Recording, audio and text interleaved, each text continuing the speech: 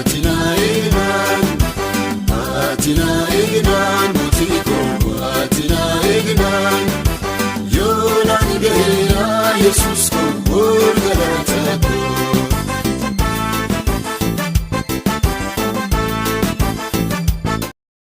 shama arkafune ordoftoota kabajamtoota maatikoo kan taatanii kan biyya keessa kan biyya alaatti argamtan hunduma keessaniif nagaa fi araarri waaqayyoo haa baay'atu.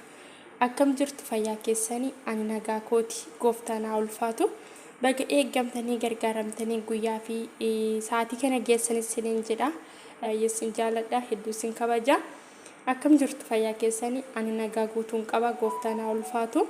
Inni madda nagaa keenya ta'e inni gargaara keenya ta'e inni guyyaa fi sa'aatii kana nuuf kenne haala ulfaataa yeroo ulfaataa keessatti yeroo jeeqamaa keessatti eegee nu gargaare guyyaa kana nuuf kenne maqaa waaqayyoo haa ulfaatu. Jedha tole nagaa kootti haansuudhaa fi warroonni maatikoo hin taane jalqaba irratti laayikii koomentii sabiskiraayib gochuudhaanii akkasumallee sheer gochuudhaan maatikootti dabalama. Warroonni immoo maatikoo taatanii hanga yoonaa na jajjabeessaa na faana ta'aa turtanii bakka dogoggoretti koomentiidhaan na deebistanii akkasuma sheer laayik koomentii gochuudhaanii na jajjabeessitanii gooftaan baraaf jireenya keessan haa eebbisu eebbifamaa isiniin jedha. Hedduu tokko sin jaaladha. Har'a viidiyoo qabadheen dhufee viidiyoo makaroona kireemiidhaan hojjetamu jechuudha. Akkamitti akka hojjetamuu fi wantoonni isaa barbaachisu qabadhee dhufee tan jira. Bakka itti dogoggore immoo koomentii jalatti naa deebistu jechuudha. Namni akkuma yaadan gargarii bifaan gargariidha jechuudha. Namni hundi nyaata walqixa yookiin nyaata tokko hin jaalatu jechuudha. Hundinuu akka fedha ofiittidha jechuudha nyaata kan namni jaalatu. Kanaafiyyuu akka maatiin koo jaalatanitti immoo maatiin biraa nyaachuu dhiisuu danda'u. Kanaafiyyuu akka maatiin koo jaalatanitti immoo ani akkaataan itti hojjedhu isinitti agarsiisuudhaa fi wantoota na barbaachisan qabadhee kara keessan dhufeetan jira. Turtiin keessan anuma faana haa ta'u jechuudha. Tole jalqaba irratti kana hin beektu jedhee tan yaada. Foon hindaanqoo yookiin sudur kan jedhamudha jechuudha. Akkasuma jubuniidha jubin mozoleellaa jedhama. Ni beektu jedhee tan yaada baay'een keessanii. Akkasuma kireema kanadha wanti na barbaachisu. Tole ittaansuudhaan bohaaraatii yookiin qimamii kan jennu wantoota kana akkasitti qopheeffadhee tan jira. Maajiidha qimamiidhaaf filfilas waxii yookiin barbarri gurraachamu maal jedhamare akkasidha meela yookiin soogidda qopheeffadheen jira akkasuma hirdii qopheeffadhee maajillee qopheeffadhee tan jira. Makaroona immoo kanadha jechuudha qopheeffadhee tan jira jechuudha wantoota na barbaachisanii. Wanti kun immoo salsaadha salsaa yookiin timaatimii jechuudha. Isaallee waan na barbaachisuu fi qopheeffadhee tan jira jechuudha. Innis immoo kanadha jechuudha timaatimichi kanadha jechuudha. Akkasuma akkanatti haala kanaanii shunkurtii qaaraallee timaatimaa baktuunis qopheeffadhee tan jira. Akkasuma haala kanaanii kun kana baktuunis qopheeffadhee tan jira. Kuni zinjimbilaa fi qullubbii adii yookiin tuum kan jedhamudha. Haala kanaan foon hindaanqoo qopheeffadhee tan jira. Yeroo miicinu immoo yookiin wantoota yeroo miicinu nu barbaachisanii kana ni beektu jedhee tan yaada liimooniidha. Liimoonii kan qophaa'ee jirudha. Ittiin miicuudhaaf nu fayyada jechuudha. Yeroo muraasaaf ittiin tursiisuudhaaf nu fayyada. Akkasuma kanallee ni beektu jedhee tan yaada. Ijoollee baay'een ni beektu itti fayyadamtu. Kanallee nu barbaachisa jechuudha kal jedhama. Innis ittiin dhiquudhaaf nu barbaachisa jechuudha. Maaliif foon lukkuu xiqqooshii foolii qaba waan ta'eef yeroo muraasaaf ittiin teechisuudhaaf nu fayyada jechuudha. Akkasumallee mela xiqqoo itti gochuudhaan dhiquun nu barbaachisa jechuudha. Wanta daqiiqa muraasa dataayeen booda ni miicina jechuudha. Haala kanaan qopheeffadhee tan jira. Wantoota na barbaachisan jechuudha. Kanaafiyyuu amma kara hojiitti seenuudha. Bakka itti dogoggoree lakkii wanti kun hir'atee jira warri naan jettan immoo koomentii jalatti naa barreessituu dandeessu jechuudha. Ammaaf wantoota na barbaachisan qabadhee tan dhufee jira jechuudha dhiifama. So like comment share gochuu hin dagatiin asinin jedha maamiltoota koo turtiin keessan anuma faana haa ta'u booddee walitti deebina jechuudha. Tole uummata qashtii hojii jammarreetu jirra. Hojii jammarree kan jira jechuudha. Asittis makaroona affeelatiin jira. Turtiin keessanii anuma faana haa ta'u like comment gochuu hin dagatiin. Hedduu sin jaaladha. Hedduu sin kabaja.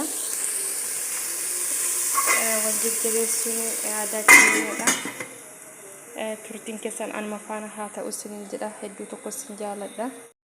Maatima itti goone amma shunkurtii fi timaatima maal goona bakka tokkotti bilcheessina. Akkasumallee maajii itti daballa jechuudha. Maajii hin beektu dheeyyaadha hundi keessanuu. Isaan booda maal goona daqiiqaa muraasaaf hin cufnaa jechuudha. Tole timaatimii fi shunkurtiin edda akkatti bilchaateen booda maajii jennee edda akkatti bilcheessineen booda maal goona foon lukkuu haala kanaan miiccinee akkatti qulqulleessine jechuudha itti goona jechuudha. Isaan booda erga waliin bilcheessineen booda maal goona qimaqimame yookiin bu'aaraatii dhumarratti itti galchinaa jechuudha. Turtiin keessanii anuma faana haa ta'u uummata qashtii like comment gochuutii hin dagatiin. Hedduu sin jaaladha. Hedduu sin kabaja. Like comment nu barbaachisa. Tole foon lukkuu fi shunkurtii fi timaatimii erga kanatti waliin bilcheessineen booda maal goona kanatti qopheeffanne kana maal goona itti galchina jechuudha.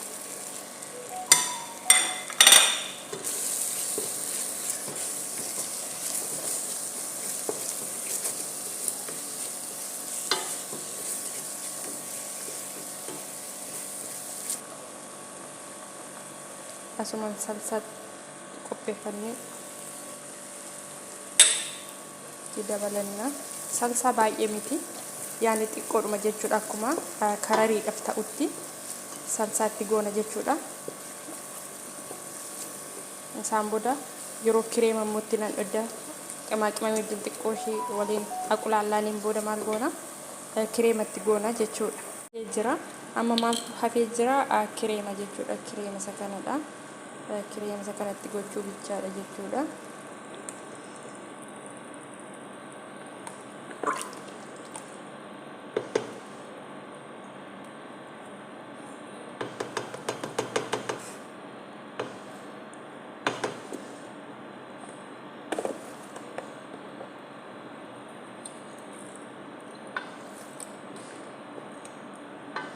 Jubuun mozzarella immoo dhumarradha kan itti taasifamu jechuudha.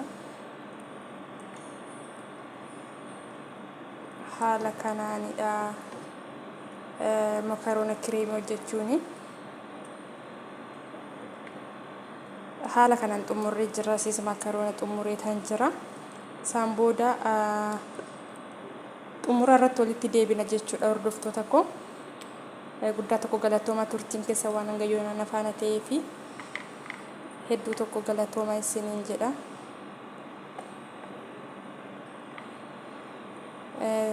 Dhumarratti walitti deebinaa jechuudha. Tole haala kanaan xumurreeti jirra. Amma makaroonaan itti dabalaa jechuudha. Makaroonaan itti dabalaa. Haala kanaanii jechuudha. Wow! Hojjedhaati ilaalaa. Hedduu tokko namatti tolaa jechuudha kuni.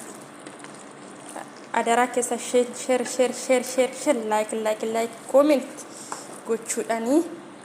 Akkuma duraa isinitti agarsiisee ture kun immoo jubuun mozolellaadha. Ani beektu jedhee yaada jubuun mozolellaadha.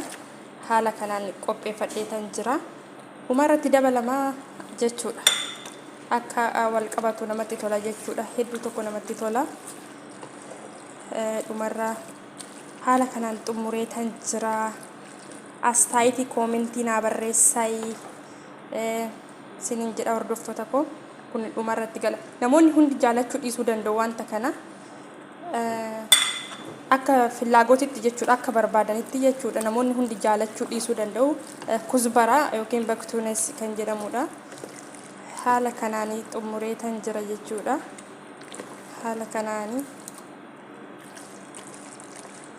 turtiin keessanii wanta angayyoonaa nafaana ta'ee fi guddaa tokko galatoomaa hedduu sin jaaladha viidiyoo biraatiin hanga walitti deebinutti nagaan tura isiniin jedha hordoftoota koo warroonni haaraa taatan immoo subscribe like comment gochuu hin dagatiin isiniin jedha guddaa galatoomaa